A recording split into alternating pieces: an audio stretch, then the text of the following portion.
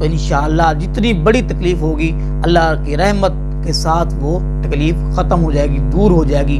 بلکہ ایک صحابی کو درد ہو رہا تھا، کہیں زخم تھا، آپ علیہ السلام نے فرمایا کہ وہاں ہاتھ رکھو اور یہ پڑھو، اور بسم اللہ الرحمن الرحیم۔ السلام علیکم ورحمۃ اللہ وبرکاتہ۔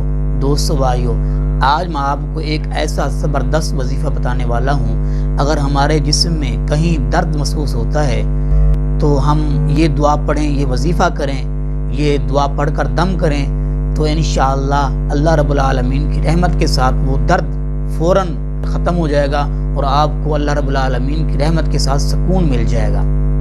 رسول اللہ صلی اللہ علیہ وسلم نے ارشاد فرمایا، جس شخص کو جسم کے کسی حصے میں درد ہو، تکلیف ہو، فرمایا اس پر اپنا ہاتھ رکھے اور 3 بار پڑھے بسم اللہ بسم اللہ بسم اللہ، اللہ کے نام سے 7 مرتبہ یہ دعا پڑھے، اعوذ باللہ وقدرتہ من شر ما اجد واحاذر، اعوذ باللہ وقدرتہ من شر ما اجد واحاذر۔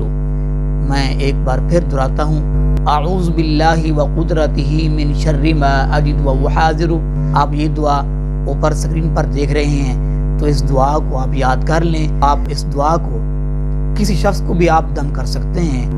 اللہ کے رسول علیہ السلام کی کسی بات پر کوئی شک شبہ نہیں ہے۔ جو شک شبہ کرتا ہے اس کا کوئی ایمان نہیں ہے۔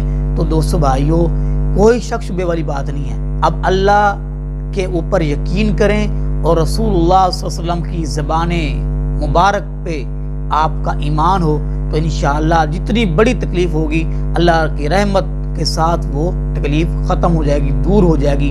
بلکہ ایک صحابی کو درد ہو رہا تھا، کہیں زخم تھا، آپ علیہ السلام نے فرمایا کہ وہاں ہاتھ رکھو اور یہ پڑھو، اور اس کے ساتھ جب آپ نے پھونک مارنی ہے تو تھوڑا ہلکا سا تھوک بھی شامل ہو تو اس کو وہ درد فوراً اس کا درد وہ ختم ہو گیا اور اس کو سکون مل گیا۔ ہمیں بھی تکلیف کے وقت، درد کے وقت یہ دعا پڑھ کر خود اپنے آپ کو بھی دم کرنا چاہیے، اور جب کسی رشتہ دار کو، کسی کو تکلیف ہو تو ہمیں یہ دعا پڑھ کر ان کو بھی دم کرنا چاہیے۔